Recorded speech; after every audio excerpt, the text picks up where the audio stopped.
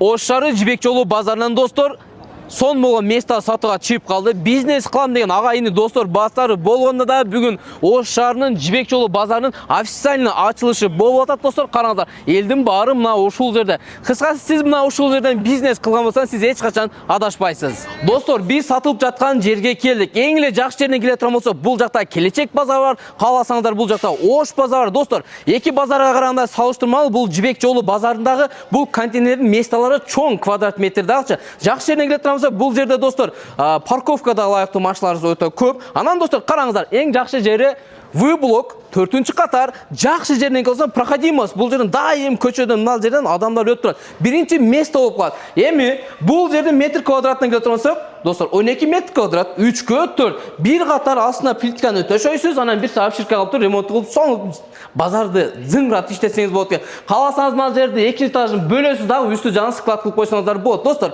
анан бул жерге өзүнүн жакшынакай болгон жарыктандырып келген, ар бир контейнердин өзүнүн жакшынакай болгон электр шоттору бар, кааласаңыз розеткалар бар, монда жарыктандыруудан бери. Достор, анан жумуш бүткөндөн шапна ушул жерде жабастай култайсыздар, спокойно үйүңүзгө барып эс ала бересиз. Жеңе мен чайды ичип кучаклап тогуз бересиз. Достор, бүгүн Жібек жолу базарынын официальный açылышы болуп жатат. Достор, көрүңүздөр, бул жерде сода болуп аткан убакыт, мына жерде уже иштеп дагы жатат экен кошуналар дагы. Сиз дагы мына ушул агалардан неңиз кем? Сиз дагы мына жерге бир катар кийим кечени, бут кийимдерди мына жерде жакшынакай тизип туруп сатсаңыз болот да.